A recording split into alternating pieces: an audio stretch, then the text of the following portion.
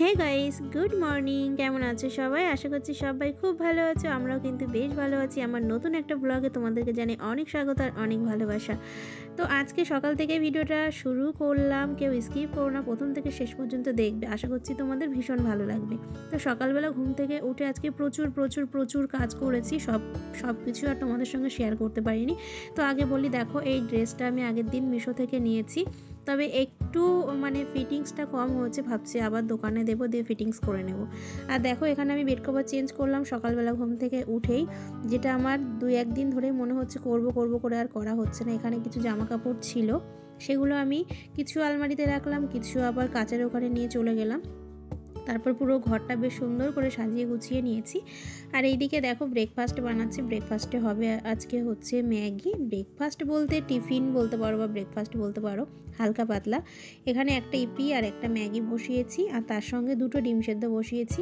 তার সঙ্গে এদিকে কিন্তু আমি দুপুরের জন্য ভাত বসিয়ে 2টো ডিম সেদ্ধ তোমাদের দাদাভাইয়ের জন্য আর মনার জন্য বসিয়েছি। আমি আর ডিম সেদ্ধ খাবো না। আর সকালবেলা তো বাসন ধোয়া, তারপর হচ্ছে সমস্ত কাজবাজ হয়ে গেছে। আজকে বারান্দার গ্রিল থেকে শুরু করে বারান্দাটা পুরো ঝুল ঝেড়েছি, প্রচুর কাজ করেছি। তো যাই হোক, তারপরে চলে আসলাম চা নিয়ে। আমি চা বিস্কিটই খাবো সকালবেলা, আর একটু ম্যাগি খাবো। আর আমার সোনা খাবে ম্যাগি, তার সঙ্গে একটু চাও দিয়েছিলাম, আর তার সঙ্গে বেশ কয়েকটা কিন্তু বিস্কিট নিয়ে নিয়েছি। আর আমি যদি এরকম চায়ে ডুবিয়ে বিস্কিট না খাই না, বিশ্বাস করো আমার চা খেয়েও পোষায় না, প্লাস বিস্কুট খেয়েও কিন্তু পোষায় না। এরকম চায়ে ডুবিয়ে বিস্কুট ভিজে যাবে নরম, ও দারুণ লাগে। অ্যাকচুয়ালি আমার চায়ের তো কোনো নেশা নেই, বিস্কুটটা খাওয়ার জন্য। তারপর চলে আসলাম ছাদে। দেখো কুলগুলো কিন্তু প্রায় শুকিয়েই এসছে। এই নরম কুল খেতে তো একদম বাজে বিশ্রী লাগে। কাঁচা কুল খেতে ভালো লাগে, আর নয়তোবা একদম শুকিয়ে গেলে। যাই হোক, তারপরে গেছিলাম হচ্ছে রান্নাঘরের সবজির এই ঝুড়িটা যে দেখছো, এর অবস্থা হচ্ছে ভয়ানক। কিছু সবজি রয়েছে, মটরশুঁটি, তার মধ্যে ছিল হচ্ছে শিম, 2-1টা পেঁয়াজ, একটু আদা। তো বেশ কয়েকদিন হলো পরিষ্কার করা হয় না, জল পড়েছিল কোনো রকমভাবে, মা বোধহয় জল ফেলেছিল। আর সবজিগুলো পুরো পচে পোকা হয়ে গেছে, জানো না।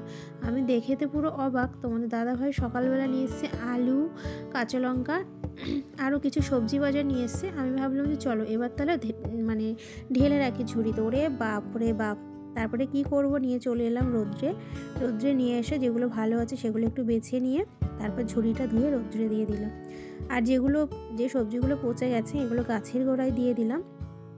পচা সবজি যদি গাছের গোড়ায় দেওয়া হয় না, তাহলে কিন্তু সারের কাজ করে। বিশেষ করে কলা যদি দেওয়া হয় কেটে সারের কাজ করে। তো আমরা সবজি পচে গেলে কিন্তু ফেলি না, সবজি পচে গেলে আমরা গাছের গোড়ায় দিয়ে দিই। তোমরাও দিও, বা চাল ধোয়া জল যদি একটু দিতে পারো, গাছ কিন্তু খুব সুন্দর হয়। যদিও আমি গাছের পরিচর্যা খুব একটা করতে পারি না, তবে ইউটিউব দেখে এগুলো আমি শিখেছি, তো কাজে দিয়ে। এদিকে কিছু জামা কাপড় কাচা হয়েছে, তারপরে মেলাও হয়েছিল। 2বার করে আজকে জামা কাপড় ধুতে হয়েছে, জানো না।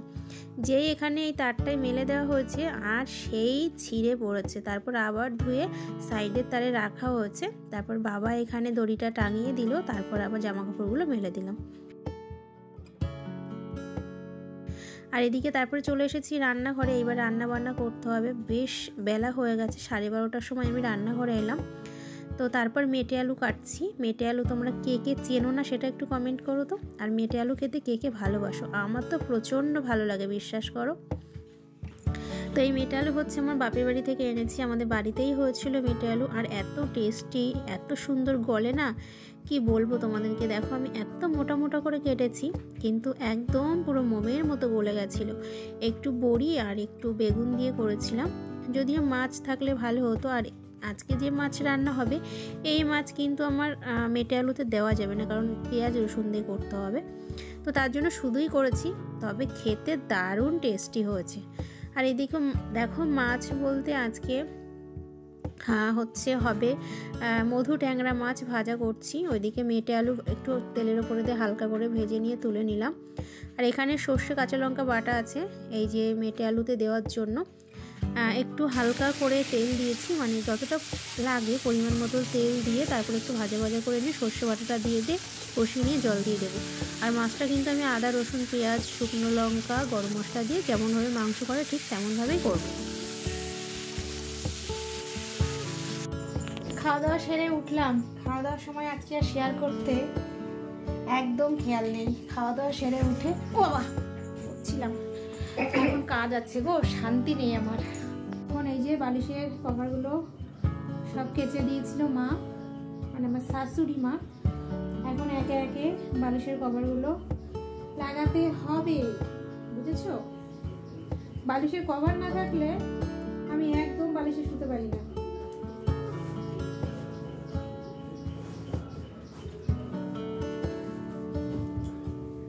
শোয়াটা হলো একটা শান্তির ব্যাপার, শান্তির ব্যাপার। আমরা শান্তির জন্য, আরামের জন্য শোই। সেখানে যদি বিছানাটা নোংরা থাকে বা বালিশের কভার টভারগুলো যদি নোংরা থাকে, নয়তো বা কভার না থাকে, শান্তি কি পাওয়া যাবে? কখনোই না, কখনোই না।